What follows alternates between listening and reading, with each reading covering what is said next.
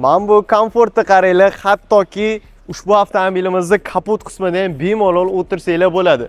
Bu Leapmotorlarning ichida yangi chiqqan Leapmotor D19 modeli, uzunligi 525 hisoblanadi, ya'ni BMW X7 bilan почти bir xil hisoblanadi. Dizayniga o'zingizlar 1 dan 10 gacha baho beringlar, obzorni oxirigacha ko'ramiz.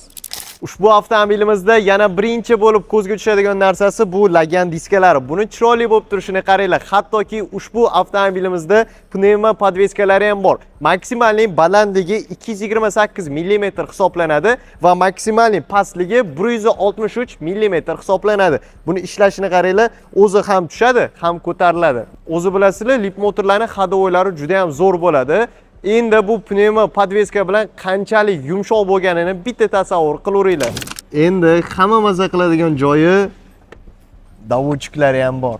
Orqa qismini ko'rishingiz mumkin, o'zimizning C16 bilan o'xshab ketadi. Bu yerda mono qoshlari bor, uni pastki qismida shunaqa chiroyli dizayn qilib qo'yilibdi. Bagaj qismini ushbu knopka bilan ochsak bo'ladi.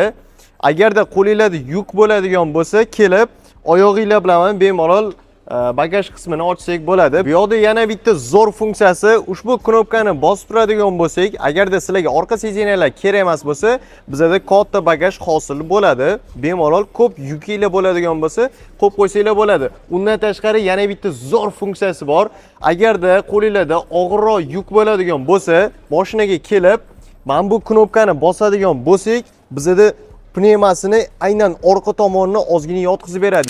Endi salon qismidagi komfortlarni ko'ramiz. Bu birinchi bo'lib head-up display borligi, skorslarni bemalol gologrammali qilib ko'rib ketsak bo'ladi va Face ID isi mavjud. Eng qiziq joyi Face ID ni qaranglar. Eshikni ochib yopadigan bo'lsam, hattoki rulni ham menga to'g'rilab beradi. Ya'ni rul, sideniya, abdufabagrev hamma komfortlarni avtomatik o'zi to'g'rilab berish imkoniyatiga ham ega. Endi monitor qismidan ko'ramiz. Buni orqa tomoniga biz o'zimizni ismimizni yozib qo'ysak bo'ladi. Masalan, bitta save knopkasini bosadigan bo'lsak, bizda zagruzka bo'ladi. Bagajdagi yozuv qismida meni ismimni yozib beradi. Ko'ramiz. Mana buni qaranglar, o'zingizlarning isminglarni, xohlagan nickname'inglarni ham bemalol yozib qo'ysanglar bo'ladi. Juda ham chiroyli ko'rinadi. Boshliqlar qanaqa komfort his qilishini bilasizlarmi? Qaranglar. Mana bu yerda knopkasi bor, bitta bosamiz. Bu mashinada hattoki yashasanglar ham bo'ladi. Bir xonali uy. Atamankalari bor. Sidenani ko'rayotganingizdek orqa tomonga yotqizib ham beradi. Bitta yotasizlar, monitorni tushirib qo'yib, kinoni ko'rib ketaverasizlar. Monitorimiz shu yerda ko'rayotganingizdek, hammasi mutlaqo elektronik. Xitoy qaranglar qanaqa komfort yaratib tashlayapti. Endi xolodilnikni chiqaramiz. Bitta ushbu knopkani bosadigan bo'lsak, bizda xolodilnik chiqadi.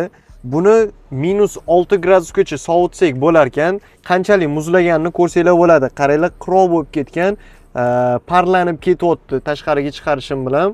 Juda ham komfort, zo'r, maksimal komfortni qilingan. Shaxsan men o'zimga juda ham yoqdi. Narxiga eng sto'shi mashinalarni safiga bemalol kira oladi. Bu yog'ini tez tushuntirib ketaman. Bu lampasi ko'rayotganingizdek har xil tomonga qarab boshqarsak bo'lar ekan. Bu yerda deflektorlarimiz bor. Orqa qatorda polisi orqa oynalarida ham xuddi shunaqa o'zini pardalari mavjud. Buni bemalol ko'tarib tushirib qo'ysanglar bo'ladi. Ko'rayotganingizdek o'zini joyi ham bor. Idealni tushadi. Bu videoda komfortlarni hammasini ko'rsatib berishga ulgurmadim. Shu sababli keyingi videoda buni ikkinchi qismini ham chiqazamiz. Kuzatib turinglar. Agarda ushbu avtomobilimiz sizlarga yoqqan bo'lsa, 1 dan 10 gacha kommentariyada baholanglar. Barchaning kommentariyasini o'qib chiqamiz. Agarda o'zingiz ko'zingiz bilan ko'rib, komfortini his qilib ko'rmoqchi bo'lsangiz, ushbu avtomobilimiz avtosalonimizda turibdi. Bemalol kelib ko'rsangiz bo'ladi. Bizani kuzatishda davom etinglar.